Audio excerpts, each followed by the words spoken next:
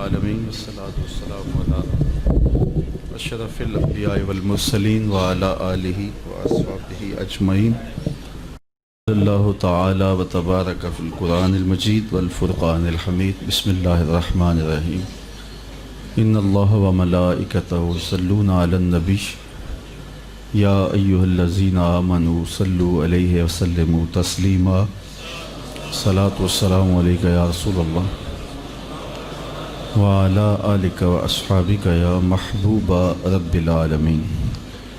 الصلاۃ والسلام علیک یا نبی رحمہ وعلی آلک و اصحابک یا رسول الملاحم. حمد و صلاۃ کے بعد معزز و مکرم محتشم سامعین، خواتین و حضرات، السلام علیکم ورحمۃ اللہ وبرکاتہ. پہلے تو آپ کو انتظار کی زحمت گوارا کرنا پڑی، چونکہ میں عمومی طور پہ نماز مغرب کے فوراً بعد یہاں پہنچ جایا کرتا ہوں، لیکن راستے میں ٹریفک کا مسئلہ کچھ ایسا تھا کہ بر وقت نہیں پہنچ پایا، اور میں لمحہ لمحہ ایک اذیت سے گزرا، اور آپ کے اس انتظار کی شدت مجھے ایک ایک لمحہ محسوس ہوتی رہی. اب میں اپنی گفتگو کو زیادہ طویل بھی نہیں کروں گا، اور کوشش ہوگی کہ مختصر وقت میں زیادہ سے زیادہ باتیں آج کے موضوع کی مناسبت سے آپ کے سامنے رکھ دی جائیں. اللہ تعالیٰ میری زبان پر کلمۃ الحق جاری فرمائے. جیسا کہ آپ سب کے علم میں ہے کہ آج کی یہ کانفرنس حضرت اقبال علیہ رحمہ کے حوالے سے منعقد کی گئی ہے. ان کے فکر و فلسفہ کو سمجھیں، اور انہوں نے اپنی زندگی جن امور کے ابلاغ کے لیے صرف کی وہ ہمیں اچھی طرح ازبر ہونی چاہیے. چونکہ اس وطن کی بنیاد میں جن لوگوں کا خون، لہو اور فکر شامل ہے، اس میں اقبال کا نام کبھی بھی بھلایا نہیں جا سکتا. انہوں نے اپنے فکر سے اس چمن کو سینچا اور مردہ قوم کی رگوں میں خون زندگی دوڑا دیا. علامہ اقبال علیہ رحمہ ایک صالح خاندان میں پیدا ہوئے. آج 9 نومبر ہے اور یہی ان کا یوم ولادت ہے. اللہ نے انہیں جو ماں باپ دیے تھے وہ حضور سے بے پناہ محبت کرنے والے تھے، رزق حلال کمانے والے تھے، صالح مزاج کے لوگ تھے. الولد سر لابی ہے، ایک عربی کا مقولہ ہے کہ اولاد ماں باپ کا راز ہوتی ہے. جس طرح کے ماں باپ ہوں اولاد بھی اس طرح کی ہوتی ہے. تو وہ صالحیت کا نور اقبال کے قلب و ذہن میں راسخ ہو گیا. بلکہ اقبال علیہ رحمہ جب مرتبہ کمال پر پہنچے اور عشق رسول کی دولت فراواں ان کی پہچان بنی، تو انہیں پوچھا گیا کہ آپ نے یہ کہاں سے عشق رسول سیکھا ہے؟ تو انہوں نے کہا کہ میں نے یہ کسی یونیورسٹی سے نہیں لیا، یہ دولت مجھے کسی کالج سے نہیں ملی. نام تو از پدر آموختم، حضور کا نام میں نے اپنے باپ سے سیکھا تھا. تو یہ دولت انہوں نے آغوش مادر سے لی، اور یہ دولت انہوں نے جو ہے وہ اپنے باپ کی تربیت سے حاصل کی. علامہ اقبال کی زندگی میں ہمیں بہت ساری چیزیں نظر آتی ہیں، لیکن 2 چیزیں اقبال کی زندگی میں بڑی اہمیت کی حامل ہیں. ایک ان کا عشق رسول، اور ایک کتاب اللہ سے ان کی دوستی، ان کا تعلق خاطر، عقیدت کا ربط و رشتہ، اور قرآن مجید کی تلاوت کا مزاج. تو یہ دونوں چیزیں ان کو گھر سے ملی ہیں، آغوش مادر سے ملی ہیں، تربیت پدر سے ملی. عشق رسول کے حوالے سے خود انہوں نے وہ واقعہ نظم کیا ہے فارسی میں کہ سائل چوں قضائے مبرم میں ہمارے دروازے پر ایک سائل کھڑا تھا، جس طرح قضائے مبرم نہیں ٹلتی، وہ بھی ٹلنے والا نہیں تھا. اس کو لاکھ کہا کہ چلا جا، لیکن وہ جانے کو آمادہ نہیں تھا.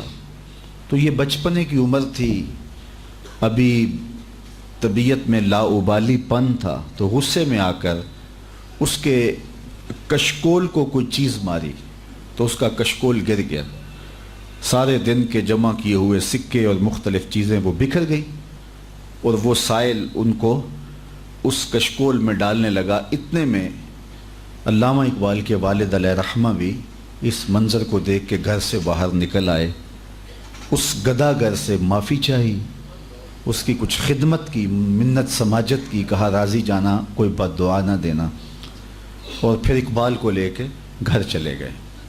اقبال کی زندگی میں یہ واقعہ انتہائی اہمیت کا حامل ہے.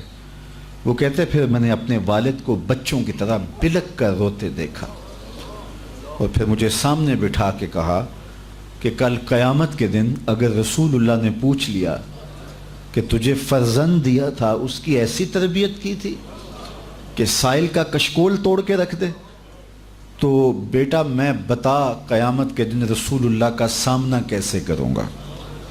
اقبال کہتے ہیں عشق رسول کی جو جوت لگی ہے وہ اس واقعہ سے مجھے لگی ہے. لوگ اس بات سے ڈرتے ہیں کہ رب کا سامنا کیسے ہوگا، اور اقبال کے ہاں ہمیں ملتا ہے وہ سوچتے ہیں قیامت کے دن رسول اللہ کا سامنا کیسے کروں گا. تو غنی از ہر دو عالم من فقیر، روز محشر عذرہائے من پذیر، گر تو می بینی حسابم ناگزیر، از نگاہ مصطفیٰ پنہا بگیر. اے اللہ تو غنی ہے، بے نیاز ہے، اور میں فقیر بے نوا ہوں. قیامت کے دن میرا حساب نہ لینا، مجھے یوں ہی معاف کر دینا، تیرے لیے کوئی مشکل نہیں ہے. اور اگر میرا حساب لینا ضروری ہوا تو میری ایک درخواست ہے کہ میرا حساب حضور کے سامنے نہ لینا. مجھے جناب رسالت مآب صلی اللہ علیہ وآلہ وسلم سے شرم آئے گی، حضور سے حیا آئے گا، تو میرا حساب حضور کی بارگاہ کے سامنے نہ لیا جائے. تو اقبال کی یہ فکر یہ کہاں سے ملی؟ والد کی ان سسکیوں سے، والد کے اس رونے سے جو رو رو کے بلک بلک کے معافی مانگ رہے تھے ان کے والد، اور پھر اقبال کو کہہ رہے تھے کل قیامت کے دن میں رسول کریم کا سامنا کیسے کروں گا. تو یہ تربیت کا جوہر تھا جو اقبال کو نصیب ہوا، اور پھر حضور علیہ السلام کی شرم اور حضور کا حیا سینے کے اندر پیدا ہوا. اور یہ عقیدہ جب رسول اللہ کی شرم اور رسول اللہ کا حیا پیدا ہو جاتا ہے، پھر گناہ مشکل ہی نہیں ناممکن ہو جاتا ہے. بند کوٹری میں بھی کیسے بندہ گناہ کرتا ہے جب یہ عقیدہ ہو کہ رسول کریم صلی اللہ علیہ وسلم کی نگاہوں سے کچھ پوشیدہ نہیں ہے. جناب رسول صلی اللہ علیہ وآلہ وسلم میرے عمل کو، میرے انداز زندگی کو دیکھ رہے ہیں، تو پھر حیا کس طرح گناہ کرنے دے گا.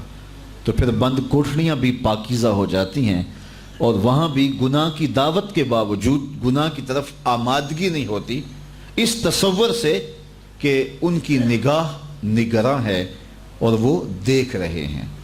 اور اقبال کا یہی اقبال کی فکر نے اس ربائی کی تخلیق کا سبب بنی. اور یہ اقبال کی جو فکر ہے کہ کائنات حضور کے گرد گھوم رہی ہے اور وہ سینوں کے چھپے راز بھی جانتے ہیں، تو یہ اقبال نے اپنے باپ سے حضور علیہ السلام کی محبت لی، اور عشق رسول کی یہ دولت بیدار انہیں آغوش پدر سے، تربیت پدر مادر سے نصیب ہوئی. نام تو از پدر آموختم، حضور آپ کا نام میں نے اپنے باپ سے سیکھا تھا، ان سے آپ کا نام سمجھا تھا. اور دوسری بات اقبال کہتے ہیں کہ میں ابھی میٹرک کے پیپر دے رہا تھا کہ میرے والد گرامی نے ایک دن مجھے کہا کہ بیٹا جب فارغ ہو جانا تو مجھے بتانا، میں آپ سے بڑی ضروری بات کرنا چاہتا ہوں. تو کہا مجھے بے چینی سے انتظار تھا کہ میرے والد مجھ سے کیا بات کرنا چاہتے ہیں. جب میں فارغ ہوا تو میں سیدھا اپنے والد گرامی کے پاس گیا اور کہا کہ آپ نے کہا تھا کہ جب فارغ ہو جائیں تو مجھے بتانا، میں بڑی ضروری بات آپ سے کرنا چاہتا ہوں، تو میں اس دن سے بے چین ہوں، آپ مجھ سے کیا بات کرنا چاہتے ہیں. تو کہتے ہیں میرے والد گرامی نے کہا بیٹا قرآن مجید کو لے کے بیٹھ جاؤ، اور ایسے پڑھو جس طرح تمہارے اوپر نازل ہوا ہے۔ تو یہ وہ چیز تھی جس نے کتاب اللہ کی محبت سینے میں پیدا کر دی۔ عشق رسول اور کتاب اللہ کی محبت، یہ وہ دو چیزیں ہیں جو اقبال کی تربیت کرتی ہیں اور اقبال کو اقبال بناتی ہیں، اور اس مقام پہ کھڑا کر دیتی ہیں کہ اقبال اتنا پیچیدہ ہو جاتا ہے اور اتنا گہرا ہو جاتا ہے کہ اقبال اپنے آپ کو ڈھونڈنے پھر نکل پڑتا ہے کہ میں کہاں کھڑا ہوں، اپنی ہستی کا سراغ لگانے نکل پڑتا ہے۔ ایک دفعہ جب یہ بھاٹی گیٹ پہ رہتے تھے، وہاں جو مکان تھا اقبال کا، اللہ اکبر، اس کا کرایہ جو تھا وہ زیادہ دیتے تھے اور وہ مکان اس حالت کا نہیں تھا۔ تو ایک دن ایک شخص نے پوچھا کہ اس کا کرایہ آپ اتنا زیادہ دیتے ہیں اور یہ تو اتنی جو ہے وہ مالیت کے کرائے کا مکان ہی نہیں ہے، تو مکان آپ بدل کیوں نہیں لیتے؟ تو اقبال نے کہا کہ مجھے مکان بدلتے شرم آتی ہے۔ کہا وہ کیوں؟ کہا اس لیے کہ یہ ایک ہندو بیوہ کا مکان ہے اور اس کی گزر اوقات اس کرائے پہ ہے، اور اتنا کرایہ میں دیتا ہوں اور میرے علاوہ کوئی اتنا کرایہ دے گا نہیں، تو اس بیوہ کی بیوگی کا خیال کرتے ہوئے میں زیادہ کرایہ دے رہا ہوں۔ یہ چیزیں، یہ درد مندی، یہ سوز، یہ گداز اقبال کو کہاں سے ملا تھا؟ یہ عشق رسول کی پیداوار ہے، عشق رسول کا عملی نتیجہ ہے۔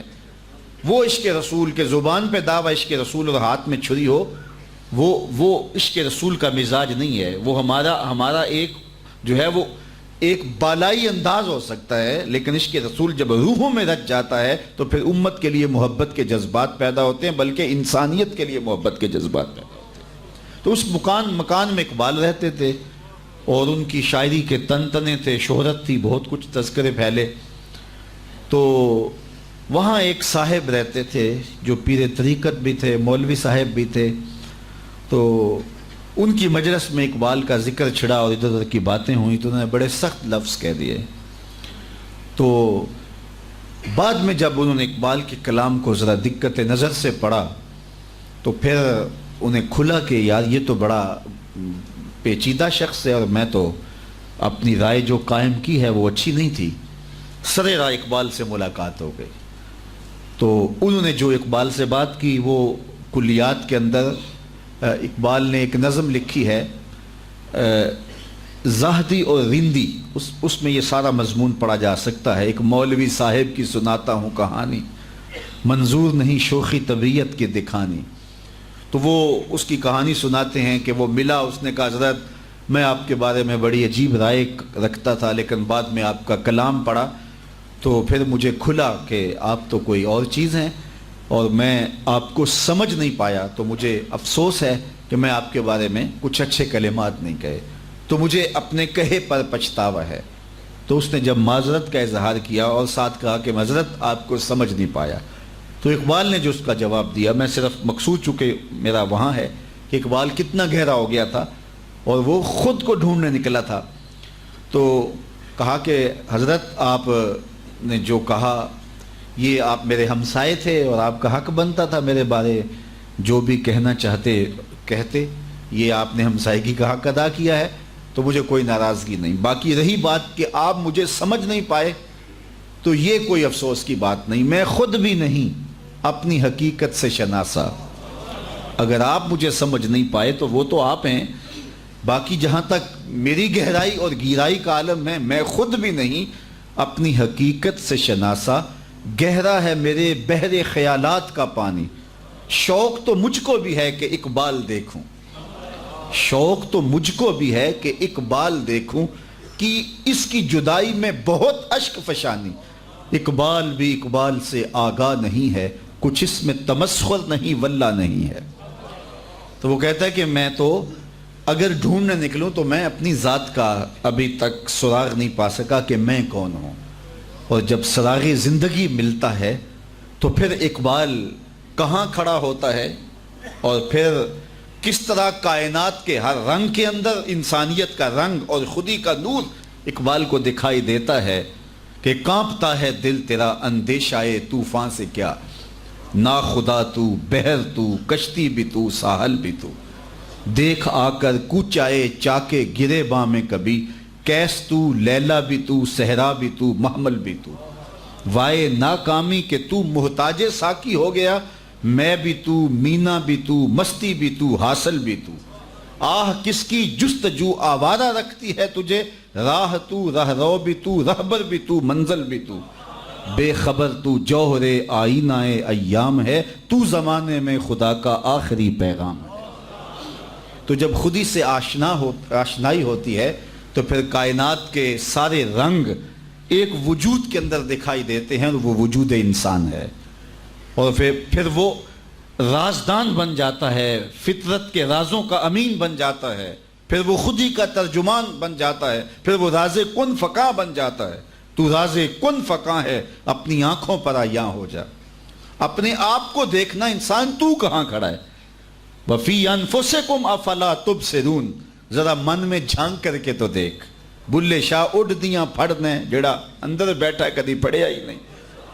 اپنے اندر جب انسان اترتا ہے پھر اسے پتہ چلتا ہے، من عرف نفسہ فقد عرف ربہ، جس نے من کو پہچان لیا اس نے اپنے رب کو پہچان لیا، اور جس کو خودی کا تعقل ہی نہیں ملا، ذات سے آگہی نہیں ملی، اپنے آپ سے آشنا ہی نہیں ہوا، تو پھر اسے کسی اور کا پتہ کیسے چلنا۔ اس آئینے میں پہلے اپنے وجود کو دیکھ، تو راز کن فقاں ہے، اپنی آنکھوں پر آیاں ہو جا، خودی کا رازداں ہو جا، خدا کا ترجمہ ہو جا، خودی میں ڈوب جا غافل، یہ سر زندگانی ہے، نکل کر حلقۂ شام و سحر سے جاویداں ہو جا، مسافے زندگی میں سیرت فولاد پیدا کر، شبستان محبت میں حریر و پر نیاں ہو جا، گزر جا بن کے سیلے تند رو کوہ بیاباں سے، گلستان راہ میں آئے تو جوئے نغمہ خاں ہو جا، تیرے علم و محبت کی نہیں ہے انتہا کوئی، نہیں ہے تجھ سے بڑھ کر ساز فطرت میں نوا کوئی۔ تو یہ وہ آواز بنتی ہے۔ تو یہ جب عشق رسول سے تربیت ہوتی ہے، اور جب کتاب اللہ سے جڑنے سے من میں اجالے ہوتے ہیں اور زندگی کو زندگی کا حقیقی روپ ملتا ہے، تو پھر انسان کہاں کھڑا ہوتا ہے۔ بہت ساری باتیں ہیں جو کہنے کی نہیں ہیں، اور جو ہے وہ مجلس عام میں ان کی مکمل تشریح اور بیک گراؤنڈ کے بغیر اگر کہی جائیں تو پھر فتنے سے خالی نہیں ہیں۔ اس لیے اتنی بات کافی ہے کہ انسان جب ان دولتوں سے مالا مال ہوتا ہے تو پھر خود ہی کے مقام پہ جب فائز المرام ہوتا ہے تو پھر اس کے رنگ ہی اور ہوتے ہیں، اور دھنک کی ساری شوخیاں اور کوس قضا کے سارے رنگ ایک وجود کے اندر دکھائی دیتے ہیں، اور ایک انسان اس کو جس پہلو سے دیکھا جاتا ہے وہ ایک عجیب قدرت کا راز نظر آتا ہے، اور قدرت کے ان رازوں کا امین اگر آپ نے اس کائنات کے اندر وجودی شکل میں کوئی انسان دیکھنا ہو تو اس کا نام علامہ اقبال ہے۔ اللہ تعالیٰ نے اس شخص کو جو ہے وہ مرقع بنا دیا تھا، اور اس کے لیے جو خاص راز تھا کہ وہ حضور علیہ السلام کے عشق کی تربیت کے اندر دو باتیں میں عرض کرنا چاہوں گا، وقت نہیں ہے۔ کبھی ایسا نہیں ہوا، کبھی بھی ایسا نہیں ہوا کہ اقبال کے سامنے حضور کا نام لیا گیا ہو اور وہ بچوں کی طرح بلک بلک کے رویا نہ ہو، اور کبھی بھی ایسا نہیں ہوا کہ علامہ اقبال قرآن مجید کی تلاوت کرتے ہوں اور آنکھوں نے آنسوؤں کا خراج نہ دیا۔ غنا سے پڑھتے تھے قرآن مجید، اور سحری کے وقت پڑھتے تھے، اور یہ خاص لمحے ہیں قرآن مجید کی تلاوت کے۔ جب آخری عمر آئی 1938 کے اندر، آپ کے گلے کا مسئلہ ہو گیا تھا، تو جو ہے وہ کلام مشکل ہو گیا تھا، تو غنا کے ساتھ کلام پڑھنے کا، قرآن مجید کی تلاوت کرنے کا مزاج تھا۔ تو جب آخری عمر کے اندر پڑھتے تو وہ غنا کے ساتھ قرآن مجید نہ پڑھا جاتا، تلاوت کی وہ خاص جو ردم ہوتا ہے، لے ہوتی ہے، اس کیفیت میں نہ پڑھا جاتا۔ پڑھتے تو ٹھیک لیکن اس طرح نہ پڑھا جاتا۔ تو آج کوئی بیمار ہو جائے نا تو حال پوچھنے کوئی آئے تو لوگ کہتے ہیں جناب بیمار ہو گئے، کیا حال ہے؟ تو وہ کہتا ہے جی بڑا برا حال ہے، مجھ سے چلا نہیں جاتا۔ کوئی کہتا ہے جو کھانے پینے کا شوقین ہو وہ کہتا ہے جی بیماری آ گئی، اب تو کوئی چیز کھا ہی نہیں سکتا، کیونکہ اس کی ترجیحات کھانے پینے کی ہوتی ہیں۔ وہ کہتا ہے میں کھا نہیں سکتا۔ کسی شوگر والے سے پوچھو، وہ کہتا ہے میٹھا نہیں کھا سکتا تو کیا زندگی باقی ہے؟ تو ہمارے مسئلے یہ ہیں، ہم کھا نہیں سکتے، ہم پی نہیں سکتے، ہم سیر نہیں کر سکتے۔ اقبال سے کسی نے آ کے حال پوچھا کہ تم بتاؤ کیا حال ہے؟ تو اقبال نے کہا لطف قرآن سحر باقی نمان، سب سے بڑی مصیبت یہ ہے کہ سحری کے وقت اٹھ کے قرآن پڑھنے کا جو لطف تھا وہ باقی نہیں رہا. لطف قرآن سحر باقی نہ مان. قرآن مجید پڑھنے کا وہ جو لطف سحری کے وقت آیا کرتا تھا وہ لطف چھن گیا ہے اس بیماری کی وجہ سے.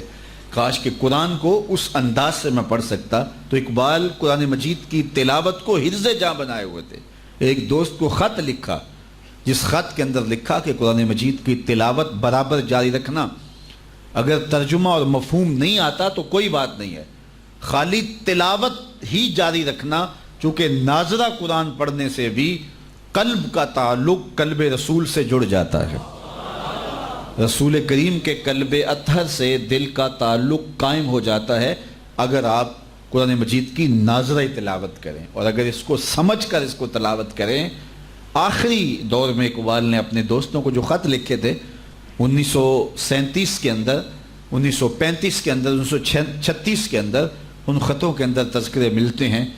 کہتے ہیں اب طبیعت ساتھ نہیں دے رہی, ورنہ میرا جی چاہتا ہے کہ امت کو سب سے بڑا تحفہ دے کے جاؤں, اور وہ کیا, قرآن مجید پہ کچھ نوٹ لکھ جاؤں, اور وہ سب سے بڑا کام ہوگا جو میں امت کو دے کے جاؤں گا. انہوں نے بال جبریل لکھی, انہوں نے زبور عجم لکھی, جاوید نامہ لکھا, اسرار و رموز لکھی, چے باید کردہ اقوام شرک, کیسی کیسی کتابیں لکھی جو عجوبہ روزگار سمجھی جاتی ہیں. لیکن اس کے باوجود کہا کہ اگر میں قرآن مجید پہ نوٹ لکھ کے جاتا تو یہ سب سے بڑا کام تھا جو میں قوم کو دے کے جاتا. تو اقبال نے یہی نصیحت کی کہ کتاب اللہ کے ساتھ اپنے تعلق کو مضبوط رکھو. کتاب زندہ قرآن حکیم, حکمت او لا یزالست و قدیم. یہ زندہ کتاب ہے, ہر دور کے تقاضوں کو پورا کرتی ہے اور زندگی بخش کتاب ہے.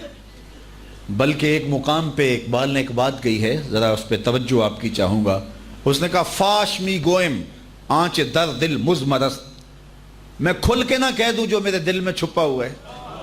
کتاب اللہ پہ بات کرتے کرتے اقبال نے کہا فاش می گوئم, کیا میں کھل کے آنچ در دل مزمرست, جو میرے دل کے اندر چھپا ہوا ابھی تک میں بیان نہیں کیا. پھر کہتا ہے ای کتاب نیست چیزیں دیگرست, یہ کتاب نہیں یہ کوئی اور ہی شے ہے. کتاب نیست چیزیں دیگرست, یہ کتاب نہیں یہ کوئی اور ہی شے ہے. گر تو می خواہی مسلمہ زیستن, نیست ممکن جز بقرآن زیستن. اگر تو مومن بن کے جینا چاہتا ہے تو قرآن کے بغیر ایک قدم بھی نہیں جی سکتا ہے, ایک سانس بھی نہیں جی سکتا, ایک قدم بھی نہیں چل سکتا. تو اس کتاب سے جڑنا یہ اقبال کے سارے فلسفے کا نچوڑ ہے. یعنی علامہ اقبال کی ساری زندگی کی تگ و تاز شرق و غرب کے فلسفے اقبال نے پڑھے ہیں. وہ اگر شاعر مشرق تھا تو نقاد مغرب بھی تھا, اور اس وقت کے بڑے بڑے لوگوں سے ملا, گوئٹے جیسے لوگوں کو اور نیٹشے جیسے لوگوں کو اقبال نے پیغام بھیجے. اس دور کے مانے ہوئے شخص تھے. یہ جو پیام مشرق ہے اس کا آپ مقدمہ پڑھیں, یہ مغرب کا مشرق کے نام جو پیغام لکھا گیا تھا, تو اس کے جواب کے اندر اقبال نے پھر مشرق کا پیام مغرب کے نام بھیجا ہے, اور اس کے اندر جو ہے وہ اقبال نے بتایا کہ ہمارا پیام کیا ہے. اللہ اکبر. یہ حکیم گوئٹے یہ ایسا شخص تھا کہ جس کو یہ نیٹشے اور یہ گوئٹے یہ خدائی تصور تک پہنچ گئے تھے. انہوں نے ایسے ماحول میں آنکھ کھولی تھی جس ماحول میں وجود باری کا انکار کیا جاتا تھا. ماں باپ اللہ کے وجود کا انکار کرتے ہیں, پھر جب درسگاہ میں گئے تو استاد اللہ کے وجود کا انکار کرتا ہے, پھر جب دوستوں کے ساتھ ملنے جلنے لگے, دوستیاں پیدا ہوئیں تو دوست وجود باری کا انکار کرتے ہیں, شادی ہوئی تو بیوی وجود باری کا انکار کرتی ہے, سسرال وجود باری کا انکار کر رہے ہیں. تو ہر جگہ وجود باری کا انکار ہی ہو رہا ہے. تو اس نے سوچنا شروع کر دیا کہ سارے لوگ ایک وجود کا انکار کرتے ہیں, وہ کہیں موجود ہی نہ ہو. پھر اس نے سوچنا شروع کر دیا. سوچ کے اس نے اپنی قوم میں کھڑے ہو کے علم بغاوت بلند کیا. کہا تم سارے جس کا انکار کرتے ہو, میں اکیلا اس کا اقرار کرتا ہوں. پھر وہ توحید کے تصور پہ آ گیا اور ساری زندگی اللہ کو پانے کی تلاش میں رہا, لیکن اس نے حضور کا وسیلہ نہ لیا, اور ساری زندگی جو ہے وہ توحید کے آس پاس رہے, لیکن اس دائرے میں داخل نہ ہو سکا, اس لیے کہ اس نے حضور کے بغیر خدا تک پہنچنا چاہا. اقبال نے کہا ایک مقام پہ، کاش بودے در زمانے احمدے تا رسیدے بر سرودے سرمدے، کاش کہ وہ شیخ احمد مجدد الف ثانی کو مل لیتا اور وہ اس کو بازو سے پکڑ کے خدا کی دہلیز تک، مصطفیٰ کی دہلیز تک پہنچا دیتے اور مصطفیٰ جان رحمت خدا کی چوکھٹ تک پہنچا دیتے۔ تو بغیر مصطفیٰ کے خدا تک پہنچنے کا تصور ہی نہیں ہے، بلکہ اقبال کہتا ہے کائنات کے وجود کا جواز ہی نہیں اگر حضور نہ ہو نہ یہ پھول تو بلبل کا ترنم بھی نہ چمنے دہر میں کلیوں کا تبسم بھی نہ ہو نہ یہ ساقی تو پھر میں بھی نہ ہو، خم بھی نہ ہو، بزم توحید بھی دنیا میں نہ ہو، تم بھی نہ ہو۔ خیمہ افلاک کا استادہ اسی نام سے ہے، نبض ہستی تب شامادہ اسی نام سے۔ کائنات کی نبض جو دھڑک رہی ہے وہ اس لیے کہ حضور کا نام موجود ہے، اور اگر حضور نہ ہو تو کائنات اندھیرا ہو جائے، اگر ان کی رحمت نہ ہو درمیان میں ابھی آگ لگ جائے دونوں جہاں میں۔ تو یہ کائنات کا وجود ہی حضور کے قدموں کا صدقہ ہے۔ تو یہ بڑی بڑی کتابیں اقبال کی، لیکن کہا کہ اگر میں بڑی چیز دے کے جاتا قوم کو تو وہ یہ تھی کہ قرآن مجید کی پر کچھ نوٹ ہوتے، اور یہ میرا بڑا کام تھا۔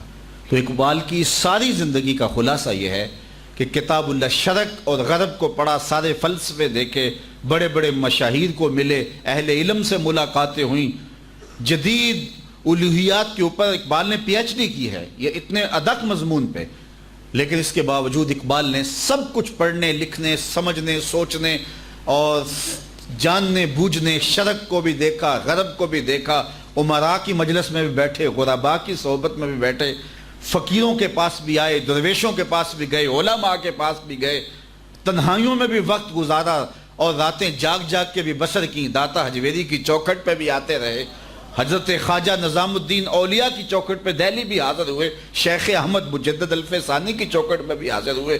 بہت کچھ۔ خلاصہ کیا ہے؟ اقبال کہتا ہے قرآن کو نصاب زندگی بنا لو بس، اور صرف نصاب سے کام نہیں چلے گا، کوئی ہادی بھی ماننا پڑے گا۔ اور اقبال نے وہ بھی بتا دیا، میرے کارواں ہے میرے حجاز اپنا، اس نام سے باقی ہے آرام جاں ہمارا۔ تو یہ میرے حجاز کو جب ہادی بنا لے تو عشق رسول کی دولت اور کتاب اللہ، ان دونوں کو تھامے رکھنے سے زندگی، ایک مسلمان کی زندگی خوبصورت زندگی بنتی ہے۔ اور یہ سارے فلسفے کا نچوڑ ہے، ایک کتاب اللہ سے ربط قائم کرو، ایک رسول کریم سے وفا کے رشتے کو مستحکم کر لو۔ جب حضور سے وفا ہوگی تو پھر پوری کائنات تم مسخر کر لو گے۔ ہر کے عشق مصطفیٰ سامان اوست، بحر و بر در گوشائے دامان اوست۔ اقبال کہتے ہیں کہ عشق مصطفیٰ جس کا سامان زندگی ہے، بحر و بر اس کے دامن کے ایک گوشے کے اندر سمٹ کے آ جاتے ہیں۔ دو نیم ان کی ٹھوکر سے دریا و صحرا، پہاڑ ان کی ہیبت، پہاڑ ان کی ہیبت کے ان کی ٹھوکر کی ہیبت سے رائی، دو عالم سے کرتی ہے بیگانہ دل کو، عجب چیز ہے لذت آشنائی۔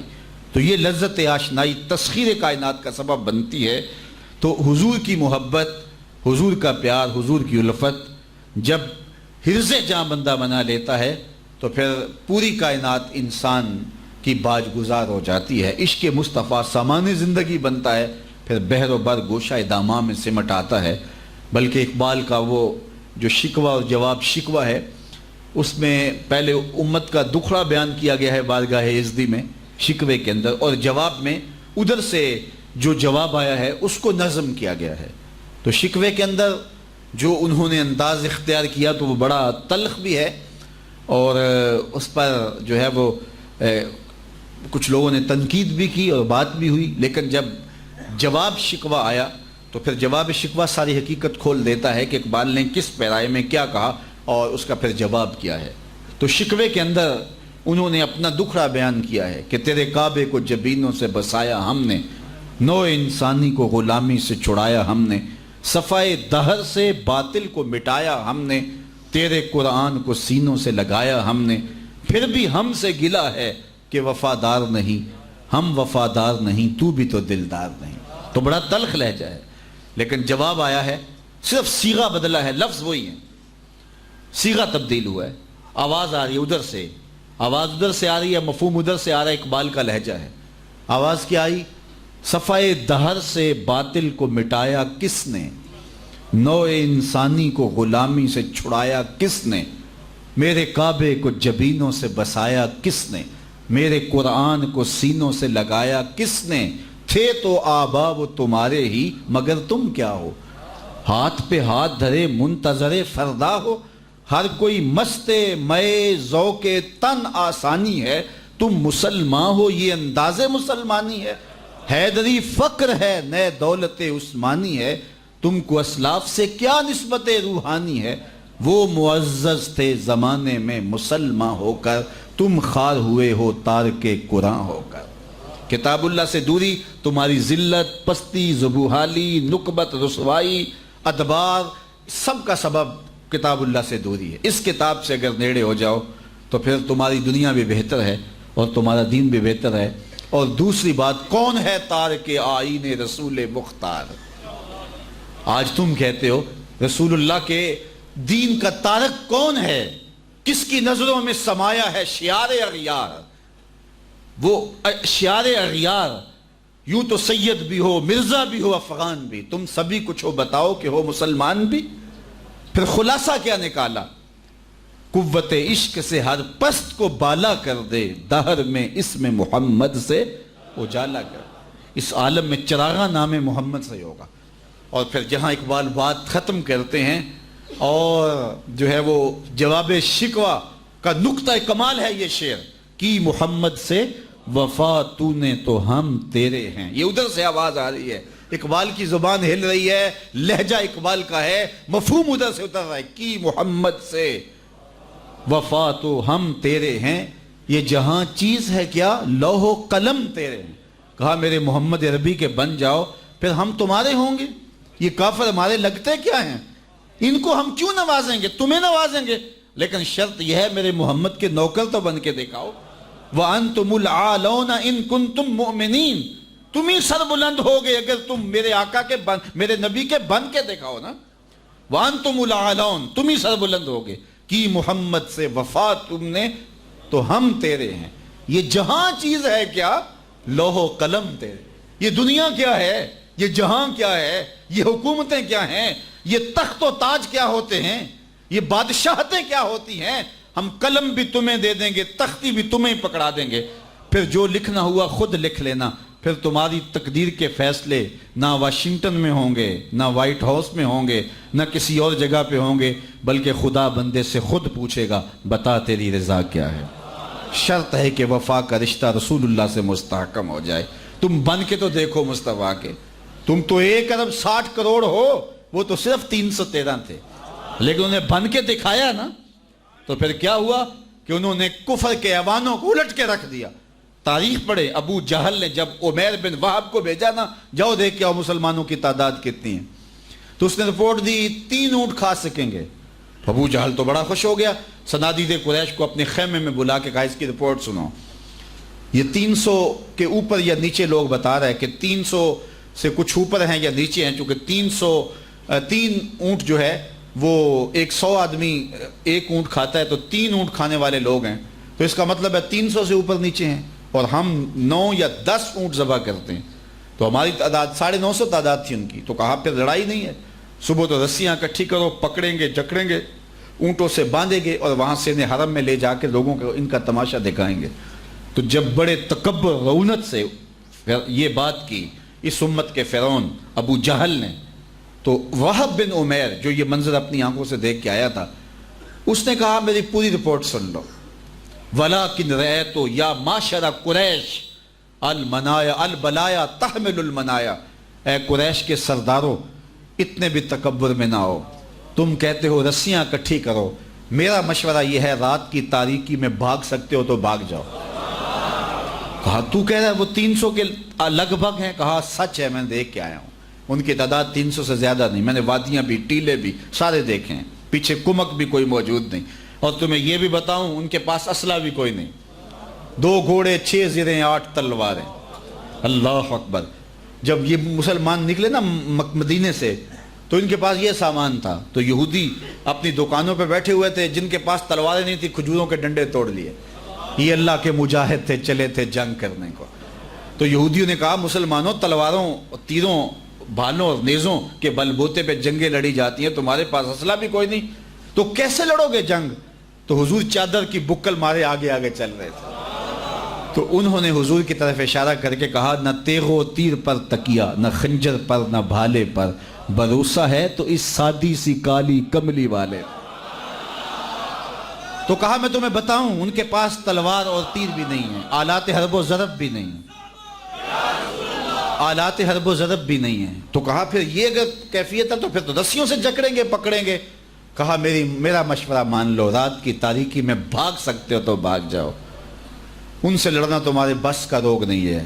وَلَٰكِنْ رَأَيْتُ يَا مَعْشَرَ قُرَيْشَ الْبَلَايَا تَحْمِلُ الْمَنَايَا، میں اپنی آنکھوں سے دیکھ کے آیا ہوں کہ یثرب کی اونٹنیاں اپنی پشتوں پہ نری موتیں اٹھا لائی ہیں، اور میں نے دیکھا ہے وہ زخمی سانپوں کی طرح پیچ و تاب کھا رہے ہیں، اور کل ان میں سے کوئی مرے گا نہیں جب تک تم میں سے ایک ایک کو لڑ نہیں جاتا، اور اتنے بندے اگر تمہارے مر جائیں تو افسوس ہے تمہارے جینے پر۔ تم کہتے ہو رسیاں کٹھی کرو، میرا مشورہ یہ ہے جو دیکھ کے آیا ہے رات کی تاریکی میں بھاگ سکتے ہو تو بھاگ جاؤ۔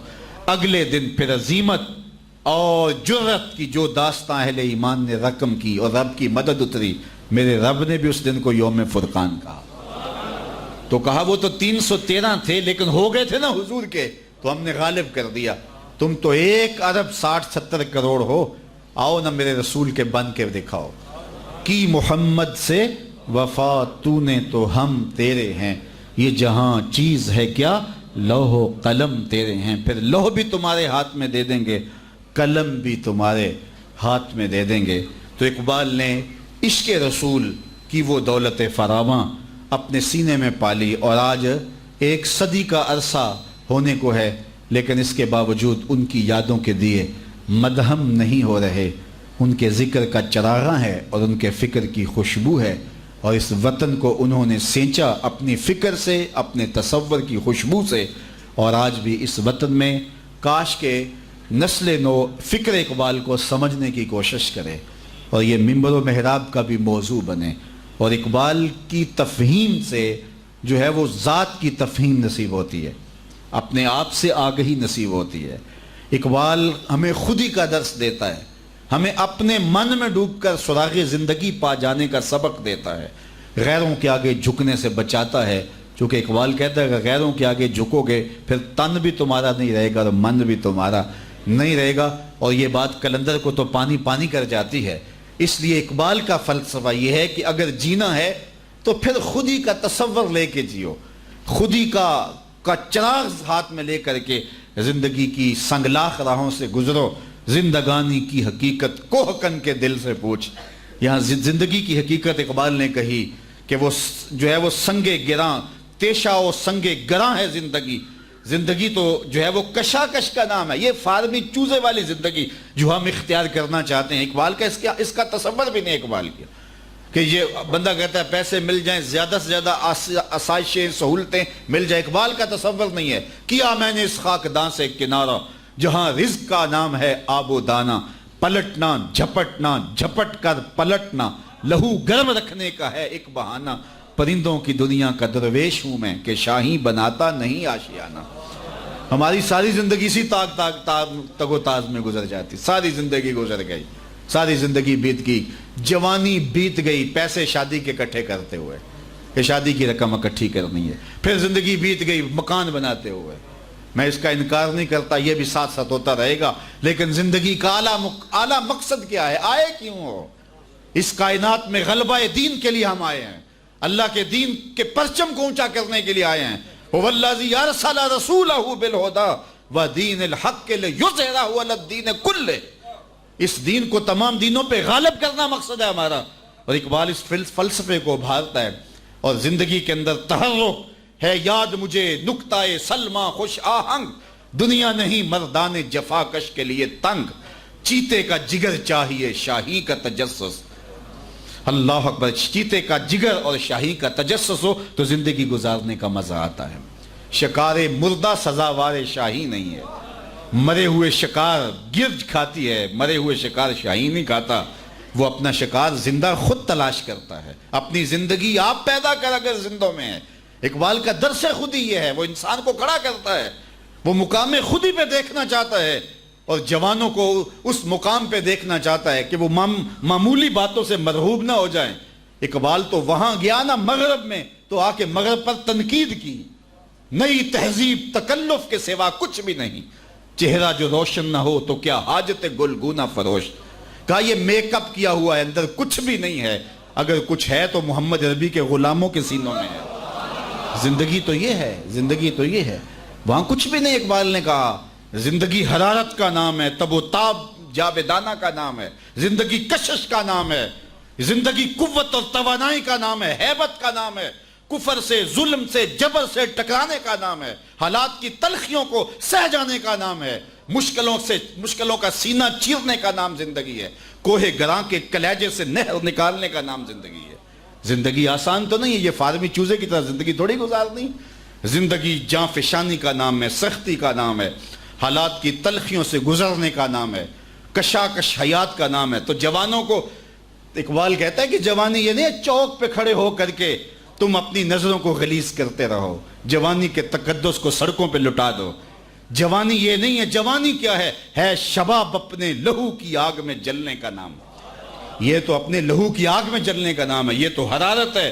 جوانوں کو تو پیروں کا استاد بننا چاہیے، جوانوں کو تو بوڑھوں کے لیے حرارت کا سبب بننا چاہیے، بلکہ اقبال تڑپ تڑپ کے یہ خیرات مانگتا ہے، تڑپنے پھڑکنے کی توفیق دے، دل مرتضی سوزے صدیق دے، جوانوں کو آہے سحر بخش دے، میرا دل میری سوزے تر بخش دے۔ اللہ اکبر۔ تو یہ توانائی، یہ حرارت جب سینوں میں پیدا ہوگی، جب ثابت نہیں ہوگے، جب سیار بن جاؤ گے، جب حالات کی تلخیوں سے ٹکرانے کا گر سیکھ جاؤ گے، تو پھر اقبال کے مرد مومن بنو گے۔ اور اقبال ایسا مرد مومن دیکھنا چاہتا ہے۔ تو آج میں اقبال کے کئی پہلوؤں پہ بات کرنا چاہتا تھا، اقبال کی خودی پہ بات کرنا چاہتا تھا، اقبال کے فلسفہ غم پہ بات کرنا چاہتا تھا، فلسفہ ارتقاء پہ بات کرنا چاہتا تھا۔ یہ ایک الگ کائنات ہے۔ پھر اقبال کے عشق رسول کی کہانی بھی اپنی ہے۔ جب بارگاہ رسالت مآب میں جاتا ہے بحضور رحمت للعالمین، اقبال کی نظم اب ترجمے کے ساتھ بھی دستیاب ہے، آپ پڑھیں وہاں جب حضور کی بارگاہ میں سلامی اقبال پیش کرتا ہے۔ جب بھی میں گیا ہوں حضور کی چوکھٹ پہ اور جب بھی سلام کر کے آیا ہوں تو مجھے اقبال ضرور یاد آئے۔ شش جہت روشن ز تاب روئے، تو ذرا غور کیجئے جنہوں نے اس شہر نور کو دیکھا ہے، اور جنہوں نے نہیں دیکھا تصور میں تو رہتا ہی مدینہ ہے نا۔ ذرا اقبال کا عشق دیکھیے، حضور کے روضے کے سامنے اقبال کی روح کھڑی ہے، اور کیا کہہ رہا ہے اقبال؟ ابھی گئے نہیں ہیں اقبال، جسم کے ساتھ نہیں گئے ہیں۔ اور وہ بھی ایک کہانی ہے، یہ شاید کسی کتاب میں لکھا نہ ہو، لیکن میرا ایک دوست ہے، وہ محمد خان وردک سے ملے، تو وہ یہ شاہ فیصل کے بھی استاد تھے، تو کہتے ہیں کہ جب تحریک خلافت چلی نا، تو اس وقت یہ قبضہ کر لیا گیا اس کی فیکٹریوں کے اوپر، تو وہ وہاں چلا گیا، چٹاگانگ کا رہنے والا تھا، تو اس نے خان صاحب سے جا کے کہا کہ مجھے حضور کی بارگاہ میں پیش کیا جائے تاکہ میں حضور سے عرض کروں کہ یا تو میری فیکٹریاں سب کچھ واپس مل جائیں تاکہ میں حضور کی امت کی خدمت کر سکوں، اور یا پھر حضور مجھے یہیں رکھ لیں۔ یہ محمد خان وردک کو سوال کیا گیا کہ تم نے زندگی کے اندر کوئی عاشق رسول دیکھا ہے، کوئی عاشق الہی دیکھا ہے؟ تو اس نے کہا ایک عاشق الہی دیکھا ہے زندگی میں، اور 2 میں نے عاشق رسول دیکھے ہیں۔ ان میں سے ایک اس نے کہا کہ شیخ چٹانی کو میں نے دیکھا ہے، کہتا ہے میں نے انتظام کروا دیا روضہ رسول کے اندر جانے کا، اور پھر تھوڑی دیر کے بعد مجھے یہ بتایا گیا کہ اپنے دوست کی لاش آ کے اٹھا لو، کہا ایک تو عاشق رسول میں نے وہ دیکھا ہے۔ پھر اقبال کے جب نغمے اور زمزمے پھیلے تو مجھے شاہ نے کچھ تحائف دیے اور کہا تم جاؤ اور جا کے میرا سلام بھی دو اور یہ تحائف بھی اسے پیش کرو، اور اسے پیشکش بھی کرو کہ اگر آنا چاہیں تو آپ کو خاص ہم موقع فراہم کریں گے۔ تو کہتا ہے کہ میں آیا اور اقبال سے ملا اور ان سے کہا میں نے کہ جو ہے وہ آپ اگر تشریف لائیں وہاں تو ہم آپ کو اندر جانے کی سعادت سے بھی مالا مال کریں گے۔ تو کہتے اقبال بچوں کی طرح بلک بلک کر رونے لگا اور کہنے لگا کہ خان صاحب میں نہیں جا سکتا، اگر میں گیا میں ان کی امت کے لیے کچھ کرنا چاہتا ہوں، اگر گیا تو پھر میں واپس نہیں آ سکوں گا۔ تو اقبال گئے نہیں ہیں، لیکن روح اقبال کی وہاں کھڑی ہے، بالکل لگتا ہے جس طرح یہاں کھڑے ہو کے اقبال نے لکھا ہے، شش جہت روشن ز تاب روئے، تو ترکو تاجیکو عرب ہندو ہے. تو جب مواجہ شریف سے سلام کرنے کے بعد باب جبریل سے جو ہے وہ لوگ باہر نکل رہے ہوتے ہیں تو وہاں جو کیفیت ہوتی ہے، کبھی کوئی عربی آ رہا ہوتا ہے، کبھی اجمی آ رہا ہوتا ہے، کوئی ترکی باہر آ رہا ہے، کوئی ہندوستانی آ رہا ہے، کوئی کسی ملک کا، کوئی کسی ملک کا. تو اقبال وہاں روح کھڑی ہے. شش جہت روشن سے تابے روئے. تو حضور چاروں سمتیں نہیں 6 سمتیں آپ کے چہرے کی چمک سے روشن ہے، آپ کی انوار سے رونق ہے. اللہ اکبر. اسی لیے اعلیٰ حضرت نے کہا نا چمک تجھ سے پاتے ہیں سب پانے والے، میرا دل بھی چمکا دے. اقبال کا لہجہ بھی وہی ہے. شش جہت روشن سے تابے روئے. تو ترکو تاجی کو عرب ہندو ہے. تو حضور یہ ترک بھی تیرے غلام ہیں، یہ عرب بھی تیرے غلام ہیں، یہ تاجک بھی تیرے غلام ہیں. اللہ اکبر. بوریا ممنون خواب راحتش، تاج کسرا زیر پائے امتش. جب ہم نکلتے ہیں نا روضہ رسول کی بارگاہ سے، مسجد نبوی سے باہر، تو وہ دکانوں پر سونے کے ڈھیر لگے ہوئے ہوتے ہیں. تو مجھے وہاں ضرور یہ شعر یاد آتا ہے. بوریا ممنون خواب راحتش، تاج کسرا زیر پائے امتش. خود بوریے پہ سوتے رہے، امت کے قدموں تلے تخت و تاج پھینک گئے. اللہ اکبر. شش جہت روشن سے تابے روئے. تو ترکو تاجی کو عرب ہندو ہے. تو بوریا ممنون خواب راحتش، تاج کسرا زیر پائے امتش. اللہ اکبر. پھر آگے کیا کہتے ہیں؟ آگے فرماتے ہیں کہ گرد تو گردد حریم کائنات.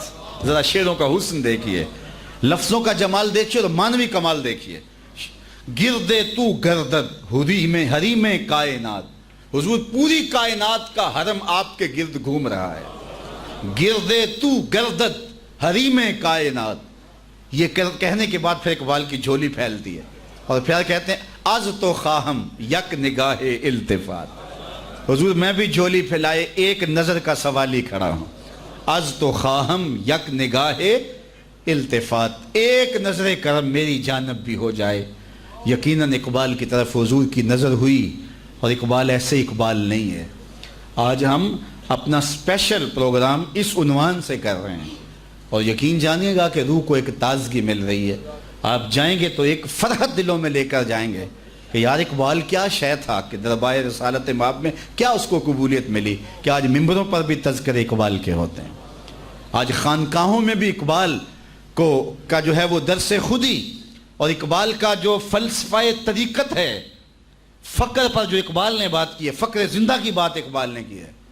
جو فقر مردہ ہے وہ اندوہی اور دلگیری اقبال نے کہا ہے، اور فقر حجازی اور فقر زندہ کو اقبال نے کہا مقصود فقر یہ ہے. ڈھونڈ وہ فقر کے جس کی اصل ہو حجازی. یعنی جو حجازی الاصل فقر ہے وہی دینی فقر ہے. آج تو جگہ جگہ ٹھیے بنے ہوئے ہیں نا، طریقت کے اڈے اور آستانے بنے ہوئے، لوگوں کی عقیدتیں لوٹ رہے ہیں. ان کو یہ بھی نہیں پتا کہ تصوف ہوتا کیا ہے.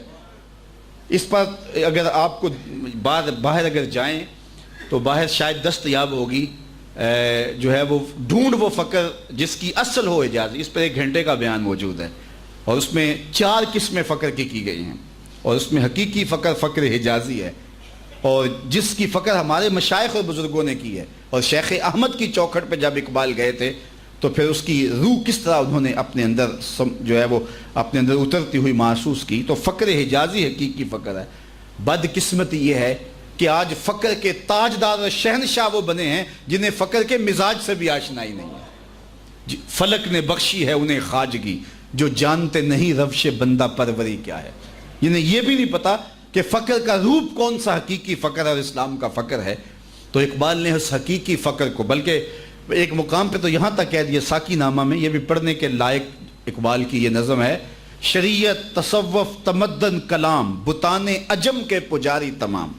وہ کہا سارے شعبے جو ہیں وہ اجمی بتوں کے پجاری ہو گئے. تصوف، تمدن، شریعت، کلام بتانے عجم کے پجاری تمام. حقیقت خرافات میں کھو گئی، یہ امت روایات میں کھو گئی. بجھی عشق کی آگ اندھیر ہے، مسلمان نہیں خاک کا ڈھیر ہے. تو یہ خاک کا ڈھیر بن گیا ہوا، یہ مٹی کا ڈھیر بن گیا ہوا. 1 ارب 40 50 60 70 کروڑ مسلمان خانماں برباد ہو گئے. اقبال کا فلسفہ کھڑا کر سکتا ہے زندگی، روح کے مردہ میں دوبارہ دوڑا سکتا ہے. کاش ہمارے نوجوان اقبال فہمی کی طرف آئیں، ہماری درسگاہوں میں، دانشگاہوں میں، یونیورسٹیوں کے اندر اقبال کی فکر کو حقیقی معنی کے اندر روشناس کیا جائے تو امت کو دوبارہ کھڑا کیا جا سکتا ہے۔ اقبال نے ایک زندگی بخش فلسفہ دیا اور ایک حیات آفری فلسفہ ہمیں دے کر کے ہماری زندگی کے اندر حرارتیں پیدا کی۔ اس عنوان سے جو بھی کہا جا سکتا تھا وہ آپ کے سامنے کہا، اور بہت ساری باتیں جو کہنا چاہ رہا تھا وہ نہ کہہ پایا۔ اللہ تعالیٰ اپنی بارگاہ میں ہماری قبولیت فرمائے۔ تو ایک مرتبہ سورہ فاتحہ، 3 مرتبہ سورہ اخلاص، اول آخر دوشی پڑھ کے علامہ اقبال کی روح کے اصال ثواب کے لیے پیش کریں۔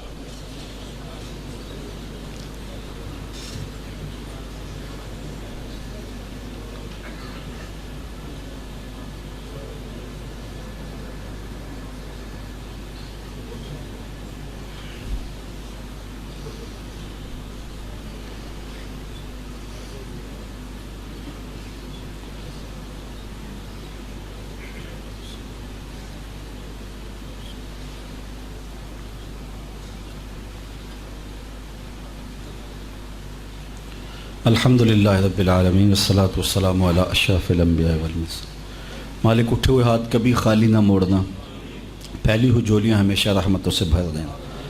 تو کریم ہے ہم سب کے من ستھرے کر دے، باطن میں اجالے ڈال دے۔ اے اللہ جو کلام پڑھا گیا اور میری مل کیا گیا اس کا ایصال تیرے محبوب کی بارگاہ میں کرتے ہیں، قبول فرما۔ حضور کے درجے بلند فرما، حضور کے اصحاب، اہل بیت اطہار، شہدائے بدر و حنین، احد، کربلا، تابعین، تبع تابعین، ائمہ دین، مجتہدین، چہار خانوادہ طریقت کے بزرگان دین کی روحوں کو پیش کرتے ہیں، مستجاب فرما۔ بالخصوص حضرت اقبال علیہ رحمہ کی روح کو پیش کرتے ہیں، قبول فرما۔ اے اللہ ان کے فکر و فلسفہ کو سمجھ کر عمل پیرا ہونے کی توفیق دے۔ جتنے لوگ تشریف لائے، گرمی کی شدت میں بیٹھے، باہر کھڑے ہیں، نیچے ہیں، یہ ہجوم عاشقاں، یہ محبتوں کا سماں اور یہ پیار کا انداز، اے اللہ اسے قبول فرما۔ اس شہر گجرات میں جب بھی آیا ہوں لوگوں کی محبتیں دیکھ کے دل باغ باغ ہوا۔ مالک اس کی برکتیں اہل گجرات کو نصیب فرما۔ گرد و نواح سے جو لوگ تشریف لائے سب کو جزائے خیر دے۔ اپنی راہوں کا مسافر رکھنا، کتاب اللہ کے ساتھ تعلق کی پختگی نصیب فرما۔ حضور علیہ السلام کے عشق کی دولت فراواں بخش دینا۔ ہم میں سے کوئی ایک بھی یہاں سے محروم نہ پلٹے، سب کی جھولیاں کرم سے بھر دینا، سب کو اپنی امان میں، پناہ میں، حفاظت میں رکھنا۔ تو کریم ہے ہم سب کے حال پہ رحم فرما۔ اٹھے ہوئے ہاتھ کبھی بھی خالی نہ لوٹانا، پھیلی ہوئی جھولیاں ہمیشہ رحمات سے بھر دینا۔ مائیں، بہنیں، بیٹیاں جتنی بھی تشریف لائیں، بچے، بوڑھے، جوان، مرد و زن جو بھی تشریف لائے سب کو جزائے خیر عطا فرما۔ اتنے لوگوں کی آمین کے ساتھ تیری بارگاہ میں دعا ہے، میرے وطن کی خیر فرما، میرے ملک کو امن کے اجالے دے دے، پاک فوج کو ضرب عزم میں کامل، اکمل اور مکمل کامیابی عطا فرما۔ پاکستان کے داخلی اور خارجی دشمنوں سے اس وطن کو نجات عطا فرما۔ نظریاتی اور جغرافیائی سرحدوں کی حفاظت فرما۔ جو لشکر اور سپاہ اس وطن کی تقدیر کو پامال کرنا چاہتے ہیں، تقدیر سے کھیل رہے ہیں، ان اشرار سے اور ان کے سرپرستوں سے اور ان کے سرپرستوں کی شر سے اس وطن کو محفوظ فرما۔ اس وطن کو ہر خیر عطا فرما۔ ہمیں نیک، صالح، جرت مند، دیندار حکمران نصیب فرما۔ اے اللہ اپنا خاص کرم پوری امت کا مقسوم کر دے۔ وصلی اللہ تعالی علی النبی الامین وآلہ وصحبہ اجمعین برحمتک یا ارحم۔